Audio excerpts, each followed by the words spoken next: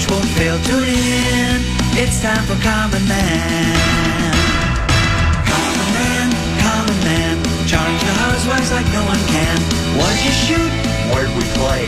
Non-stop nonsense on deck today. Tune in, it's time for Common Man. Okay, calm down.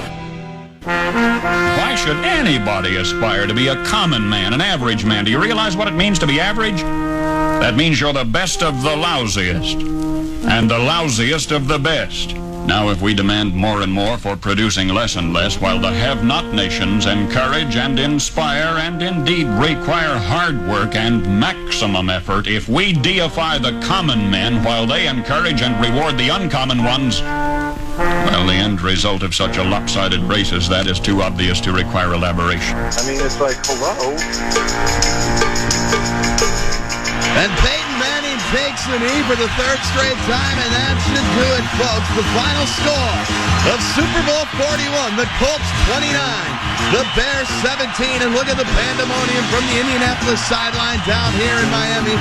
Colts spilling onto the field. Oh, and there we go, the Gatorade bath for Coach Tony Dungy, and it's Mike Doss applying the Gatorade bath. Good to hear from Mike Doss tonight as the Colts are your Super Bowl 41 champions.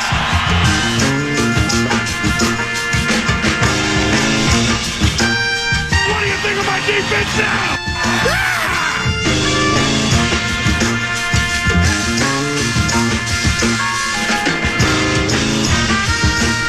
All this negativity that's in this town sucks. Yes! Take that! Stand up, Ford Field! Stand up! Time for 2 more questions, guys. I'm going to say something controversial. That's interesting. A dog with a note in his mouth should be able to sell those ratings. I've seen enough out of Cousins, Paul. Put him on ice. Let's go. And that's ridiculous.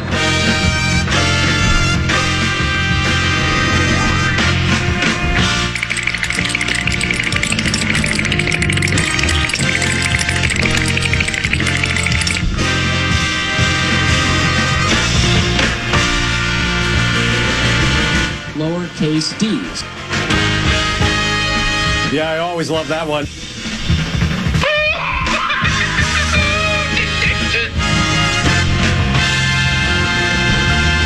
Now what do you think? What do you think of that? All the defensive backs covering are just atrocious today for the Minnesota Vikings. He's the clown from Brown. He's the fourth in the north.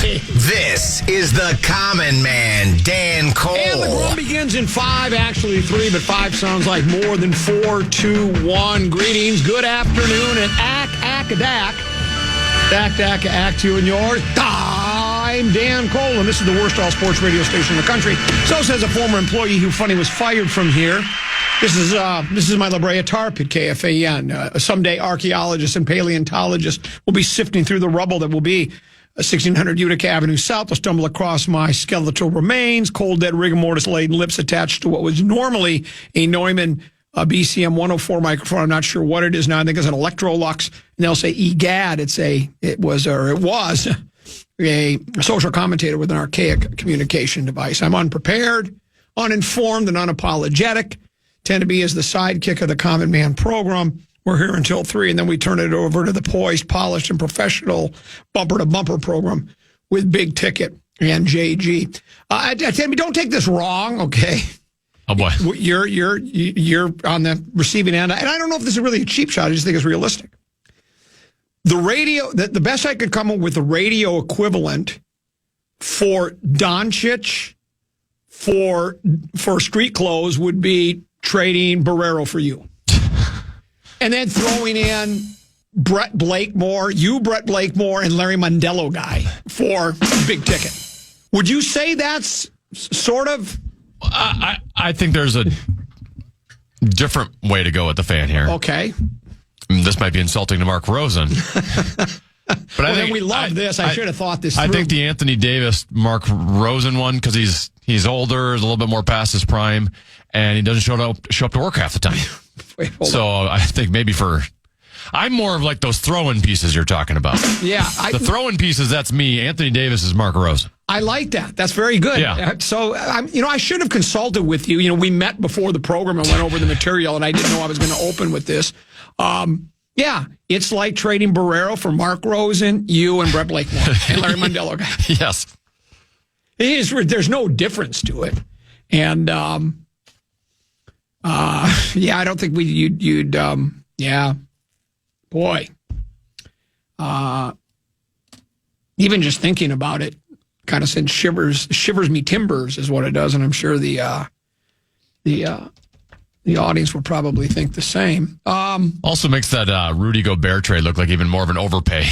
Well, it really does when you think about it. With how much we gave up for him, and we could have had Doncic for this. Yeah. Well, apparently is it Nico? I can't remember. Is it Nico Harrison? Is that the general manager? I would never have ever known the general manager's name of the Dallas Mavericks until this blockbuster trade, the greatest trade, the biggest trade in NBA history. They're also saying it might be one of the most lopsided trades in NBA history. Right next to the Rudy Gobert trade. The Rudy Gobert trade was turning out. Well, here, I thought actually the worst trades in the history of the NBA were DiVincenzo and Randall and Oladipo for Bodega Cat? For Bodega Cat. And one-sided in favor of the Knickerbockers. That overtook what used to be the most lopsided trade in the history of the NBA, and that would have been Rudy Gobert for like 8 draft picks and 9 players, right? This one might surpass it. I don't know. The GM for the Mavericks said, all I know is defense wins championship. And Davis is a very, he wants to play, apparently. He doesn't want to be the center. He doesn't like playing center. He wants to play power forward. But he's an exceptional defensive player and can rebound well. Why didn't we call and try to trade Rudy Gobert for Doncic? Yeah, you're defensive player of the year 4 times. Yeah. You can have him. I mean, if the guy thinks it's defense wins championships, then why wouldn't you? We could have given him. We could have given McDaniels. Could have given him and McDaniels and Gobert. Yeah. And even throw in Julius Randle. Now, again, I know I don't understand. Do you ever try to read those stories after a trade like that and they start going over the salary cap ramifications, it's very confusing. The exemptions and the exceptions and the exclamations and, what you can do, what you can't do, the salary cap, first, what's it called? First platform? No, not platform. What do they call those things? First level? What do they say that in apron? Apron, yeah. First apron, second apron, third apron. And I'm looking at it, I'm like, I'm disqualified as a general man. I mean, first of all, I have a pretty good eye for talent when it comes to the basketball. But when it comes to the contract stuff, I can't even balance a checkbook, right? You ever try to make? I couldn't work. You know what? The best thing that's probably ever happened in recent memory is the credit card, because most people play with a credit or debit card now. I mean, cash is still considered king. What percentage of transactions, do you think cash is exchanged? Do you ever use cash? Ever? Basically never. No. Yeah, I rarely do. I always make sure I take Dark Star's advice. I always got $100 in my pocket because you never know what you're going to need. Here's how it works in the real world, valet parking. Well, you know the story. So it's always nice to have some cash for a tip, right? Sure. Even, rather than, the tip on the... You ever try to figure out a 20% tip at the restaurant? I can't do that. And the other good thing about the debit card thing is... Well, now they set the number for you. They do set the number for you. Well, here's the problem with... and again, look, I guess I'm going to... I'm going to rip some more people. A lot of times, a lot of people that, are running cash registers, they're not Rhodes Scholars, right? Not saying they're dumb, but they're not Rhodes Scholars. Ever go there and they're trying to make change? Have you ever had to correct the person for the amount of change they give you? They've given you too much money back? Yes. And I go, you're thinking to yourself, I should teach him a lesson. He was supposed to give me $8.93 back, and he gave me $20, whatever. Whatever the discrepancy is, it's heavily weighed in my favor, and I'm like,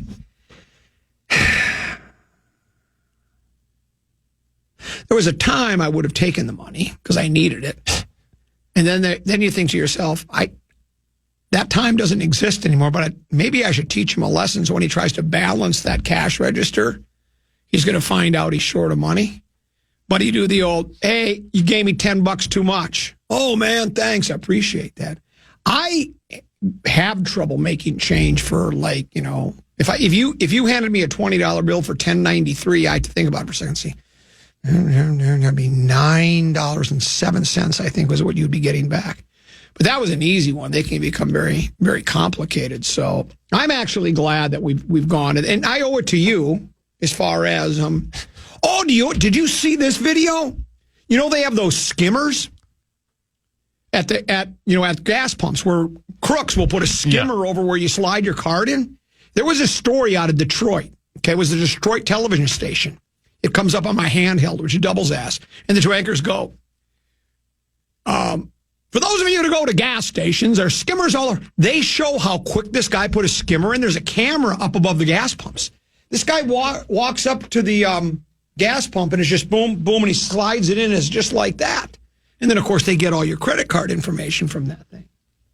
And you know what the kicker of the story was? The only surefire way to make sure your identity isn't stolen with a credit or debit card? Stay at the pump. Cash is king. Oh. Because if you pay cash, there's nothing they can steal. I always love that. So maybe one of these days we will return to those thrilling days of yesteryear and start paying with cash again. But blockbuster trade, the fan considering one as well. Let's do this. Let's take a break. It's big game week, Tennessee, and we got other odds and ends to get to as well. We got some local sports is your whole life, just sports. Right now, Tennessee has a keyword, I believe. I do. The fan wants to give you a shot to put $1,000 in your hand with our national cash contest. Just enter the keyword bank at KFAN.com now for a shot of winning. That keyword is bank. Enter now at KFAN.com.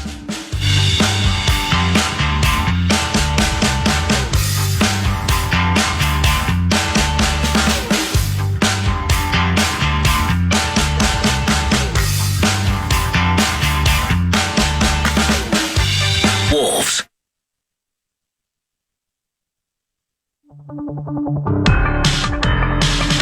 I knew that was the bumper music you were going to play. I just knew it. Get ready to experience the raw energy of 9 Inch Nails live.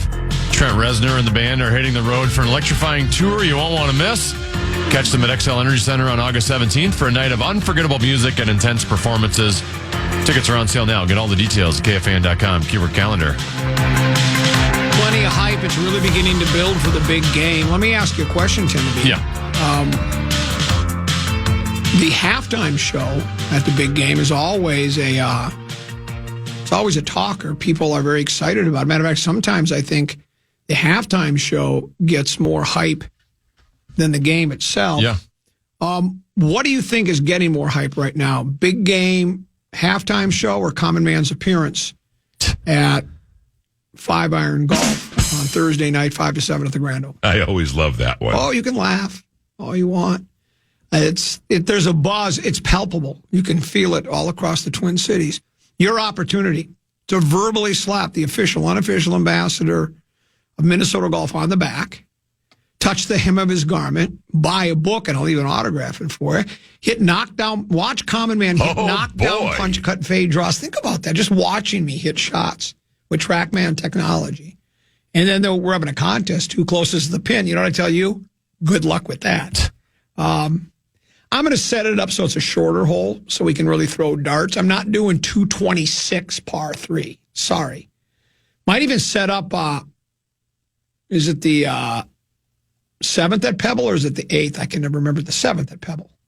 You watch any of the golf this weekend? I saw a little bit when the conditions were rainy and windy on Saturday. McIlroy took all the fun out of it yesterday. I mean, by the time he got 2 or 3 holes into the back 9, he's up 3-4 shots. No one was going to catch him at that point. Kid can flat out play, right? Did I tell you I verbally slapped him? No, not verbally. I actually physically slapped him on the back at Ryder Cup when I was Rubing it up at Ryder Cup, Rubing it up at Ryder Cup. We're in the media area, and he was in the media area because he'd done some kind of an interview or something. It was just outside the media area, and it was under a canopy into the lead-in, and they were doing some interviews out there. And he was standing there, and he was looking the other direction. He was, saying like, "Okay, I'll catch you later. Do this or that." And I patted him on the back, and I said, "You were really good today." And he turned around and he goes, "Hey, thanks." And I don't even know if he was really good today. And I just wanted to be a rube and say something to Rory McIlroy. So I didn't really actually meet Rory McIlroy. It's not like I introduced myself to him. But I did, I guess physically I slapped him on the back, too, because I patted him on the back and said, "You were really good today." And he probably was, right? And he was really good yesterday. I do like watching when the weather was, Saturday the weather was, it was trying. Let's just say this. Winds gusting close to 30, spitting rain most of the day, and to watch those guys play. And they're still so talented, tend to be. I don't know how they hit the shots they do when the weather's. I guess it's really not that hard of a game when you get to that level, right? But it was a lot of fun.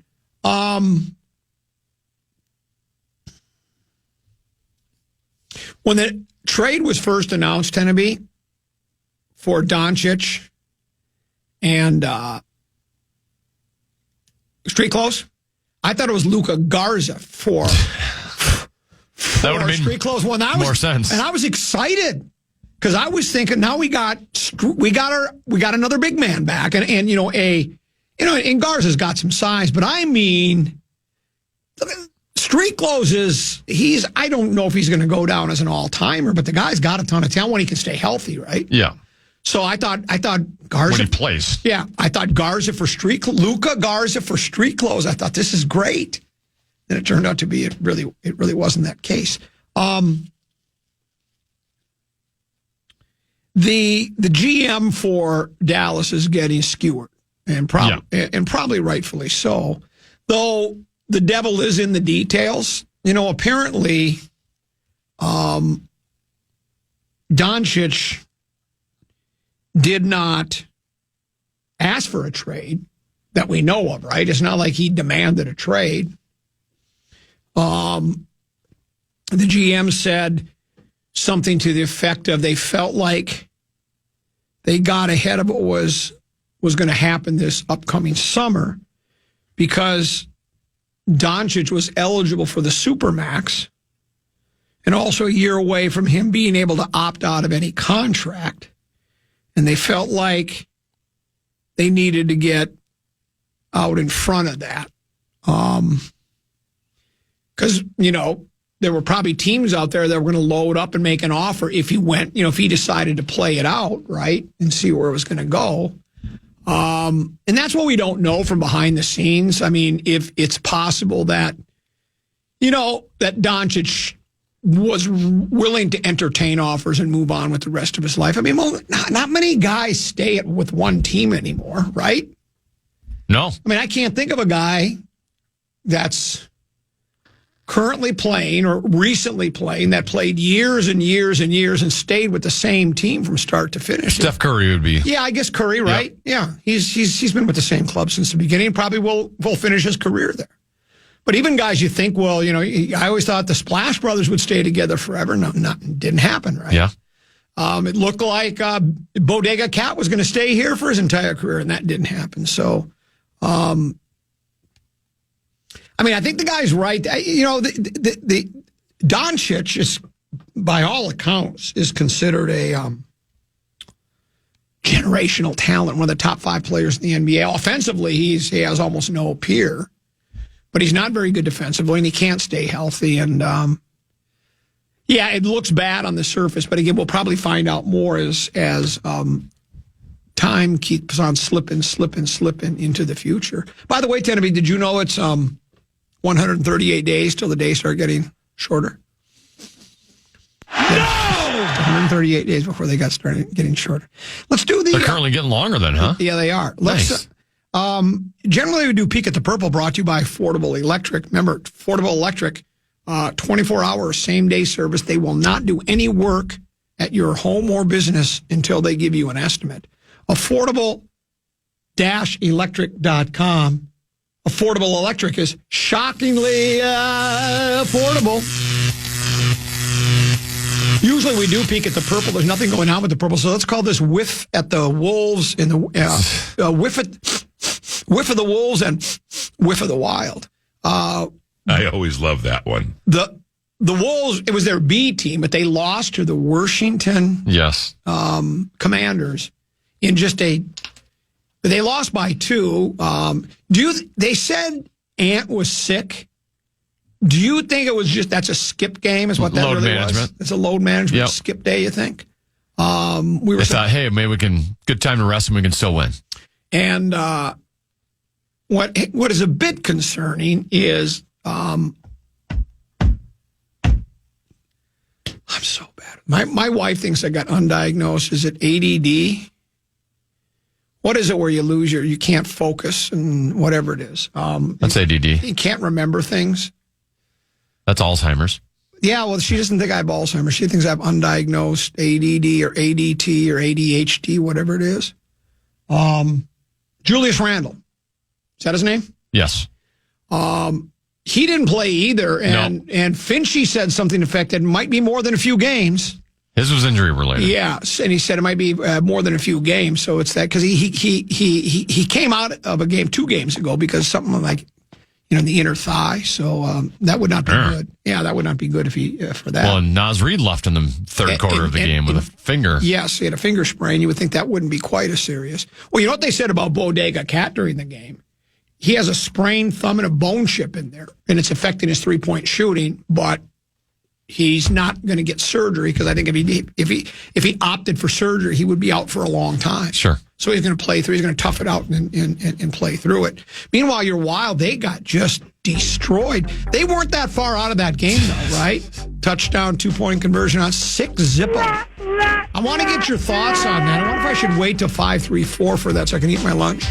It'll be brought up 5-3-4. Yeah, well, maybe we'll wait for that. I've got controversial Vikings news on the other side of the break. Whiff of the Wild in Whiff of the Wolves, brought to you by Affordable Electric. Affordable-electric.com there. Shockingly affordable. We'll pause and come back with more after this here on The Fan.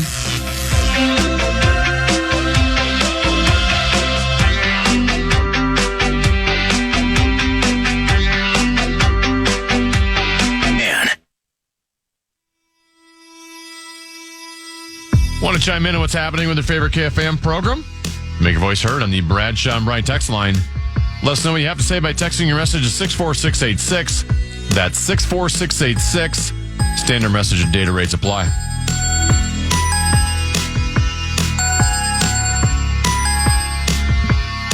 Speaking of trades, you're familiar with a defensive player named Myles Garrett? Yes. He'd like to be traded. He issued a statement. I like this line. He goes, it was never going to be to go from Cleveland to Canton.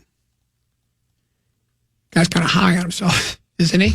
I mean, who would talk about themselves in such glowing terms? You really have to be narcissistic. And I wouldn't know anything about that.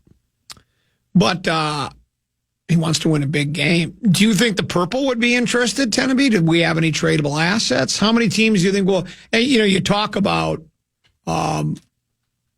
apparently this trade between the Lakers and the Mavs was being discussed for more than just... It wasn't like they just picked up a phone and cut the deal in one day. They've been talking about it for a while now. There are people wondering, why wouldn't you open it up to more opportunities? They kept it really on the down low. I think one of the things that the GM said was, because if you don't cut a deal, then you got a disgruntled player. Oh, you're trying to trade me, huh? But this one's out there now. Garrett has requested a trade, and my guess is Cleveland will acquiesce, right? I mean, I don't think they're going to say, no, we're keeping you. They'll go, okay, because you could probably get a pretty good haul for him. He's pretty talented, right? Yeah, he's future Hall of Famer. Yeah. He's still, I think, 29, so he's getting up there a little bit, but still has some good years under his belt. In a vacuum, would I like to have Myles Garrett on my team? Yes. I even saw, I shouldn't be commenting about meat sauce retweets, but someone tweeted, hey, would you trade Dallas Turner and pick 24 in this year's draft for Myles Garrett? And meat sauce said, oh, yeah, absolutely, 100%. And generally speaking, like, would I trade those two assets for Myles Garrett? Yes. I just don't think it's sustainable to keep giving up all of your draft pick assets in a world where there's a salary cap. We're already low on guys that are going to be performing on rookie contracts to begin with. And now you're going to give away two. And then you'd also be taking on a massive salary. So he's going to be taking up a big chunk of your salary cap. And then maybe it works for 2025, but then you're back to being in trouble again for the next couple of years. Like, this team needs J.J. McCarthy to be your starting quarterback. They need Dallas Turner. They need to have pick number 24, whoever that is, become an impact player. So you have guys against the salary cap that are making very little money that are producing for you. And you can't just keep going through this. That's why, like, Kwesi deserves a lot of credit for what he found in free agency last year. That's not sustainable long term. Yeah. Because all those guys that performed well on 1-year deals, 2-year deals, they're all going to demand raises. It's great they performed well. And if you think you're just going to keep finding those types of cheap steals on the market every year, year in, year out, I think that's unlikely to happen. I do too. I tend to agree with you, yeah. So we can't just keep, and especially when you realize how much you gave up for Dallas Turner. What did you give up, like 3-4 draft picks just to get him? And now you're going to give him away plus another draft pick for a guy that's great. He's maybe the best in the business, but will also come with a huge salary against you. Like, that's just not the way. You're not going to become a winning franchise year over year over year doing that. The other, you may be able to take one shot at it. The other part of this is, I'm not even sure Cleveland would take that deal. Well, that's the other part. Yeah, they might go 24, and we know the Turner kid's got some talent. The guy who played less than every other first round draft pick last year. But we've got several other offers that are a bit more tasty. So, hey, we'll get back to you if nothing works out. But so I just don't know if that would be enough to get him anyways. Now, I want to get back to the one more thing on the on Doncic for street clothes. Headline CBS Sports: Kevin Durant calls out Mavericks for Luka Doncic trade. Players are held to a different standard of loyalty. This is coming from Kevin Durant. Durant says, insane. It's crazy. Never thought Doncic would get traded at his age mid-season. NBA is a wild place, man. If he can get traded, then anybody is up for grabs. It's always been transactional. Players are held to a different level of loyalty and commitment to a program, but the organizations don't get held to that same standard from the outside world, whether from media members or fans. We all should be held to the same standard. It's a transactional game. It's a lot of money involved, a lot of business involved. We shouldn't be too shocked about trades or guys moving to different teams or coaches moving to different teams. It's just the nature of playing basketball and us making this much money. It's pretty wild times in the NBA, especially on the trade deadline. I know everybody's going to be watching their phone next week. We got 5 days. I know everybody's going to be following updates.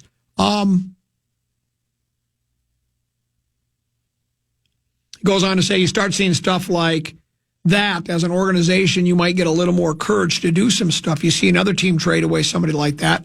This has got to be the biggest trade I've seen since I've been in the league or since I've been watching the sport. It's insane. So, yeah, every other team might get confidence and say, bleep it. I'll trade a few of my top players if this ain't working, which is kind of what a general manager is supposed to do, you know, and it's like how many guys, including Durantula, and he was loyal he started with OKC, right? Yes. He played there for a number of years. Actually, technically, the Seattle Supersonics. Seattle moved to Oklahoma City. And he, who were his teammates there? Westbrook? Russell Westbrook and James Harden. And they tried to climb the mountain, but they never got to the summit. They never got to the peak, right? And then after a while, and this happens everywhere, especially in the NBA. Players start saying, well, I got all the money I need. I've already had the max deal. Heck, I've had 2 max deals. I got endorsements, investments. I've got more money. I want a ship. So then they, and I remember when these players were, I think it was when Durantula went to Golden State to win his ship, which he did. God bless him. There were discussions about, Mike Jordan would have never done that. He would never have left a team to go chase a championship. And maybe those guys, the olden day guys, wouldn't have done that, right? It's like you stay where you are, you try to build it there, and you see where it goes. But, to side with the players, I would say, well, if you're with an organization, now again, when you've got Westbrook, Harden, and Durantula, hard to believe they didn't win a title somewhere down along the line. So it's not like the franchise wasn't trying to win it, right? But if you're with the franchise for a while and you just go, it ain't working here. I've been here 7, 8 years. You're Big Meow. Now, Bodega Cat did not ask to be traded by all accounts. But would you have blamed a guy if he would have went, well, here we are again. Can't get over the hump. My career, I'm getting long in the tooth. I got more behind me than I do in front of me. And I want to win a ship.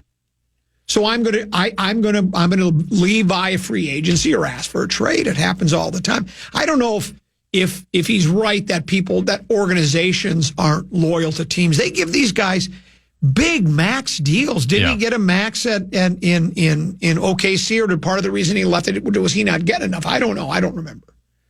But I don't think he's necessarily accurate that the players are more loyal than organizations are, because we've seen a lot of players up and leave, and I don't even blame them.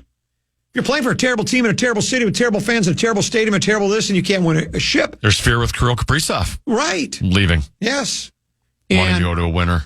And would you blame him? I guess you can't. I mean, it's disappointing, and fans get bitter. But then, is it really on the player, or do you have to look at the does the organization have to look inward, tend to be, and take a long, hard look at themselves? I think that's... Well, the other part about this, too, is many of these athletes are playing for an organization and living in a city that they didn't choose to live in, right? Correct. I mean, you and I, we get to choose, we want to live here in the Twin Cities and work at KFAN Radio, but we could choose to work somewhere else, whereas these guys get drafted. And guess what? You got drafted by Oklahoma City. That's where you're living for the next 4 or 5 years, right, whether you like it or not. Right. Typically, you're going to stay because you can get paid more there. But there's other factors to it, too, than just... And that is the one where you could side with a player because they might... You do... I mean, like, especially... like, the best players in the draft always go to the worst teams, right? Yep. That's what happens. That's just the way it works, because the team with the worst record that year gets the first pick, and it just goes from there. Now, there can be trades, and people can move around, and you can move up in the draft and down in the draft, but you're immediately shackled with a terrible team in a terrible city with terrible fans in a terrible stadium. But you do have the ability to change where you live. Now you got to play out your contract. And that is where I guess I would side with Durantula on, like they did to Doncic. He might have just loved it there. By all accounts, he did.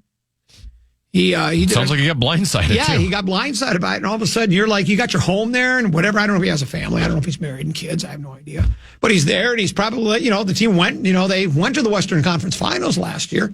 I don't know if they're going to have a chance to do that again. He's been hurt a lot this year, right? He's been out. He hadn't played since like Christmas. Right. So he's been out a long time. But then all of a sudden you just get a call and you go, like, well, think about Bodega Cat. He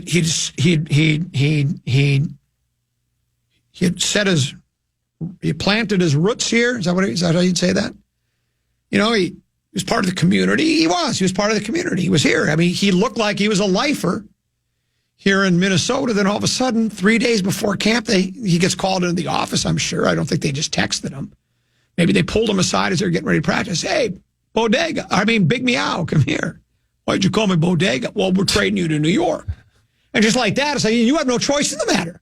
It's like, well, you're going to New York. Now, there's worse thing. Well, I'd rather live in Minneapolis or New York, but that's just me. I mean, you're still making big money. They're making 40, 50 million a year. It's hard to right. have too much sympathy, Yes. but still, yeah. But it's all of a sudden, as you're just told you're going here. And then you might not like the situation you're going to. You might go, sure. Well, there's two of those guys in the team I despise, and I don't like the chances of that team advancing any further than the team I'm currently on. I thought we were, build this thing together, standing strong forever. Nothing's going to stop us now. And now you've traded me to another club. So, but at the end of the day, like you say, it's hard to feel sorry for any of these people. It's just, it's monopoly money for them. Yep. For owners and players alike and the agents and everybody else that's involved. So I can understand if you're a Dallas fan where you're going, that would be like if they traded, I guess the example would be you traded Ant for street clothes, right? You traded Ant, you traded Anthony Edwards, and you got street clothes and the other two guys back. And I think fans here would go, what are you doing? Now, again, different. I mean, Dallas has some other pieces that are, the rosters have different makeups to them. So I that would not have happened, but it would be similar to that, right? That if you take your best player, I mean, Doncic, they say, is the best. Well, and he's in his prime, right? It's one thing if you got rid of Kyrie Irving, who's getting up there in age, and you're trying to sell high on him. Yeah. Like, he's your franchise player and the timing of it, too, right? They made the NBA Finals last year. That would be like owning a baseball team and finally breaking through in the first round of the playoffs and winning a playoff game and then just deciding to cut payroll the next year. Correct. The timing of it is just bizarre. Like, we don't. There's got to be more behind the scenes on this than what we're hearing. Well, because you can't do the old, I believe defense wins championships. This guy got you to the NBA Finals last year. You were right on the doorstep. I get you didn't win it. And maybe need to add more to beat a team like Boston, but and he was pretty darn good in the postseason. He put a dagger through the Timberwolves. Everybody tells me he does not play defense, though. And we watched him. He does. Yeah, he doesn't. When you're scoring that many points, I get it. I mean, there's give and take. In a perfect world, you'd want a guy like, Jordan played both ends of the court, right? We're talking about the greatest of all time, so it's bad to make that kind of a comparison. I guess it's ridiculous. But, you do have players that play both ends of the floor. Paul Allen was a great example, PA. Great example back in those days of we do pickup basketball. Man, the way he would go up and down the court playing both ends of the floor was just, it amazed me that he had that kind of energy and that kind of wherewithal to do it. So here's my comparison. It's a hockey comparison. Okay. I do wonder if he's like the Alexander Ovechkin of the NBA, right? Where he is an elite scorer, like a gifted scorer. Alexander Ovechkin is going to break the all-time goals record in the National Hockey League. But for years, Ovechkin got destroyed for his lack of back-checking, his lack of defense, his lack of hustle coming back, but was gifted, and that's the way Doncic is. Now, at some point, Ovechkin broke through and had a year where he put a little bit more into blocking shots and getting back and helping out, and they ended up winning the cup.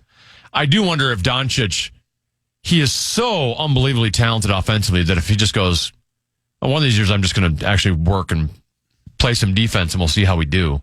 And he could end up being a huge regret for the Dallas Mavericks if he decides to put any, maybe this motivates him, right? Maybe he gets ticked off by the fact that he got sent away.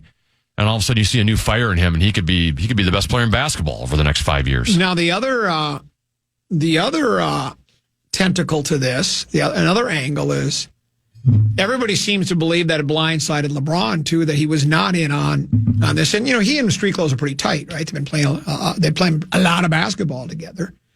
And it seems like LeBron is basically almost kind of like your